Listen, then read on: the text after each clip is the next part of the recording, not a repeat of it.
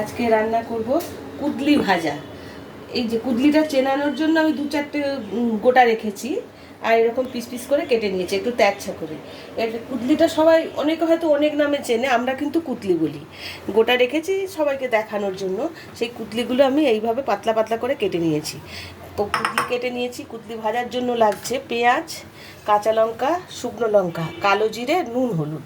আর আমি এটা সাদা তেল দিয়ে ভাজবো। গ্যাসটা জেলে এখন আমি তেলটা দিয়ে দেবো। অনেকে খেতে চায় না, এটা নাকি একটা গন্ধ হয়, কিন্তু এই পেঁয়াজ দিয়ে এইভাবে ভাজবেন, খুব টেস্ট হয়, বাচ্চারাও খেয়ে নেবে। খাওয়াও ভালো, কুদলি খুব উপকারী সবজি একটা। তেলটা গরম হয়ে গেছে, এখন এর মধ্যে আমি দেবো সামান্য কালো জিরে, দেবো দুটো গোটা লঙ্কা দিয়ে দিই, দিয়ে পেঁয়াজ কুচানোগুলো দিয়ে দেবো। পেঁয়াজ কুচানো একটু বেশি দিলে খুব ভালো হয়। আর দেবো দুটো কাঁচা লঙ্কা, দিয়ে একটু পেঁয়াজগুলো লাল লাল করে আমি ভেজে নিই। পেঁয়াজগুলো প্রায় লাল লাল করে ভাজা হয়ে গেছে, এখন আমি এই কুটলিগুলো সব দিয়ে দেবো। কাটাটা দেখেছেন কি সুন্দর কাটা। এটা আমি এখন একটু নুন দেব, আর একটু হলুদ দেব,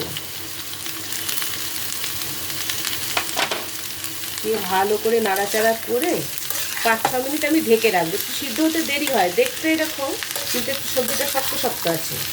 আমি এখন একটু হালকা জল দেবো, দিয়ে 5 মিনিট ঢেকে দেবো।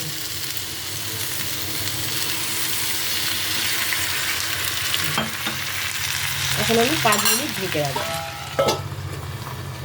5-6 মিনিট হয়ে গেছে, এখন আমি ঢাকাটা খুলে দেখি। হ্যাঁ দেখুন একদম নরম হয়ে গেছে।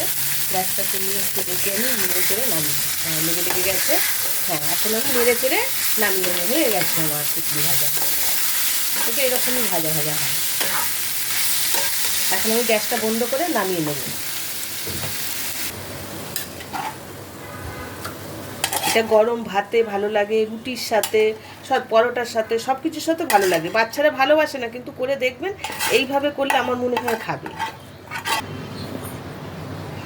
রেডি হয়ে গেছে কুটলি ভাজা।